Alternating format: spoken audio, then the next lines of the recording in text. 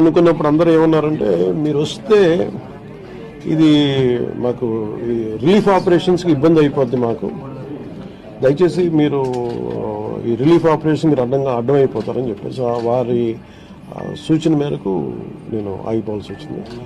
ఇప్పుడు కూడా ఒకసారి వాళ్ళ నిర్ణయం తీసుకొని వాళ్ళు టేక్ కాల్ వెళ్తే అది సహాయపడాలి, కానీ మళ్ళీ ఇంకొక కేయాటిక్ మీకు తెలుసు కదా, అందుకని దాన్ని దృష్టిలో పెట్టుకుని కొంచెం తటపాయిస్తున్నాను అంత విషయం లేదు. కొంచెం ఇబ్బంది లేదంటే ముందు మెయిన్ అధికారులు పాపం గత 72 గంటల నుంచి వాళ్ళు నలిగిపోతాను నిద్రాహారాలు లేకుండా. సో వాళ్ళని దృష్టిలో పెట్టుకొని మళ్ళీ నేను వెళ్ళి సహాయపడాలి, కానీ మళ్ళీ అది అదనపు బరువు అయితే మళ్ళీ రెస్క్యూ ఆపరేషన్స్ ఇబ్బంది కలగకూడదని చెప్పి నేను దాన్ని దృష్టిలో పెట్టుకొని నేను స్వయంగా పర్యవేక్షిస్తున్నాను.